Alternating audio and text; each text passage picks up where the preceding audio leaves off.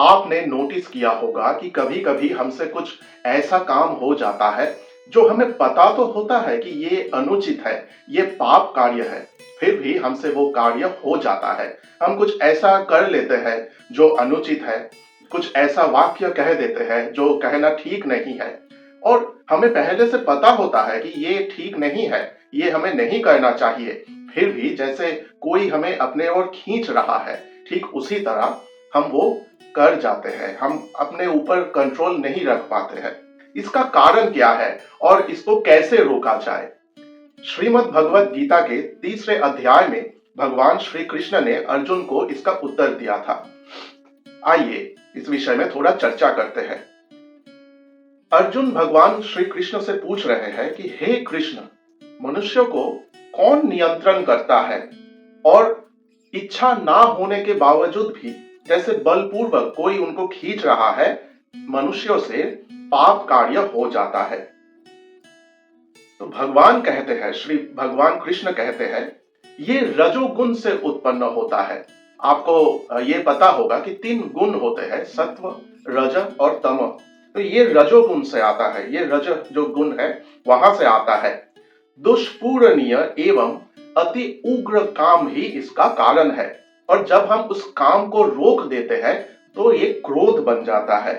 यही मनुष्यों के महाशत्रु है। इस विषय पर एक श्लोक है, वो श्लोक मैं पढ़ के सुनाऊंगा, आप स्क्रीन में देख सकते हैं।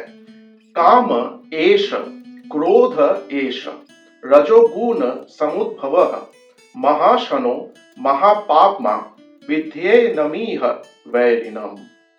अर्थात भगवान कह रहे हैं कि ये जो हमारे मन में विचार आता है कि हमें कुछ पाना है, हमें कुछ करना है, ये जो हमारे मन में डिजायर्स होते हैं, कामना वासना होता है, ये रजोगुण से आता है, रजोगुण से इसका उत्पत्ति होता है। और जब ये काम एकदम पीक पर पहुंच जाता है, जब ये काम भयंकर आकार धारण कर लेता है, तो यहां से अगर हम उसको रोक देते हैं तो वो क्रोध में रूपांतरित हो जाता है। मैं आपको और भी इजीली समझाने की कोशिश कर रहा हूं। देखिए, हमारे ये जो 5 सेंसेस हैं, 5 इंद्रिय है, ये हमें कई तरह के चीजें दिखाते हैं, सुनाते हैं, अनुभव कराते हैं और ये सारी चीजें हमारे लिए अच्छे हैं ऐसा नहीं है। इनमें से कई बुरे चीजें भी हैं, तो हमें उनसे बचना है।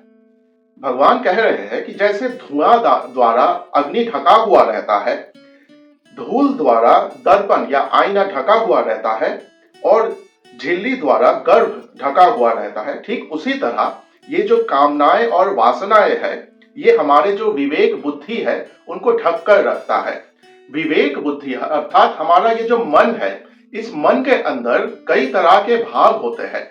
उसमें से एक बहुत ही प्रेशियस, मूल्यवान या बहुमूल्य पार्ट है, भाग है हमारा विवेक, जो हमें ये कहता है कि हमें क्या करना चाहिए और क्या नहीं करना चाहिए।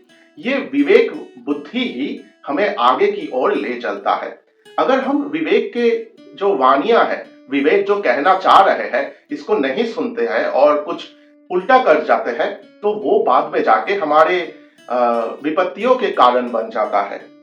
और ठीक उसी तरह भगवान ये जो एग्जाम्पल दे रहे हैं, जैसे अग्नि है, अग्नि के आसपास धुआं रहता है, इसलिए उस धुआं को अगर हम नहीं हटाएंगे तो हम अग्नि तक पहुंच नहीं पाएंगे। जिस शीशे में, जिस दर्पण में हम अपना चेहरा देखते हैं, वहां पर अगर धूल लगा हुआ रहता है तो हम हमारे खुद का ही जो चेहरा है उसको ठीक तरह देख नहीं पाते हैं। तो हमें उस धूल को हटाना पड़ेगा। ठीक उसी तरह हमारा जो विवेक है, हमारे मन का वो जो हिस्सा है जहां से हमें सही और अनुचित का ज्ञान मिलता है, वो कामना और वासना से ढका हुआ रहता है। हमें कामना और वासना से छुटकारा पाना होगा। हे कौन्तेय, भगवान श्री कृष्ण अर्जुन से कह रहे हैं, हे कौन्तेय, ये काम ज्ञानियों के चिर शत्रु है और ये अनल की तरह है, ये आग की तरह है जो पूर्ण करना बहुत ही मुश्किल है, दुष्पूरणीय है। और इस तृष्णा रूप काम द्वारा हमारा विवेक बुद्धि आवृत रहता है। ये काम ज्ञानिनो नित्य वैरिणा है, अर्थात ज्ञानियों के चिर शत्रु है। इसलिए भगवान कहते हैं कि भगवान श्री कृष्ण अर्जुन से ये कह रहे हैं कि पहले अपने इंद्रियों को वश करना सीखो। क्योंकि अब देखिए, जैसे हमारे ये आंखें हैं, हमें अभी पढ़ना है, हमें कुछ अच्छा करना है, पढ़ना है, कुछ अच्छा कार्य करना है, मगर हमारी ये जो आंखें हैं ये मांग रहे हैं कि मैं ओटीटी पे जाके वेब सीरीज देखूं, फिल्में देखूं, टीवी देखूं या कुछ ऐसा और करूं जो हमें हमारा जो लक्ष्य है वहां से भटका रहा है। ये ठीक नहीं है। हमारा ये जो जीव है ये हर वक्त टेस्टी फूड चाहता है। हमारा जीव जो है, आपने देखा होगा, कुछ भी कड़वा आप खाने वाले हैं जो आपके शरीर के लिए बहुत ही उपकारी है, मगर हमारा ये जो जीव है, जीवबा है, ये उसको नहीं चाहता। ये हमेशा मीठा या और टेस्टी खाना ये पसंद करता है, स्पाइसी फूड पसंद करता है। ठीक उसी तरह भगवान कह रहे हैं, हमारे ये जो इंद्रिय है, हाँ, इन्हीं के वजह से हम इस पूरे सृष्टि का आनंद ले सकते हैं, आनंद उपभोग कर सकते हैं, मगर यही पंच इंद्रिय हमें पाप कार्य की तरह ले भी चलते हैं। इसलिए भगवान कह रहे हैं, पहले इन इंद्रियों को वश करना सीखो, फिर जाके तुम अपने विवेक से मिल पाओगे। और जब अपने विवेक से मिल पाओगे, अपना जो विवेक बुद्धि है उसको जागृत कर पाओगे, तब जाके तुमसे कोई भी पाप कार्य होना मुश्किल हो जाएगा, असंभव हो जाएगा। क्योंकि तुम्हें पता चल जाएगा कि ये पाप कार्य है और मुझे ये करना नहीं है। तो यहां से हमें यही सीख मिलती है।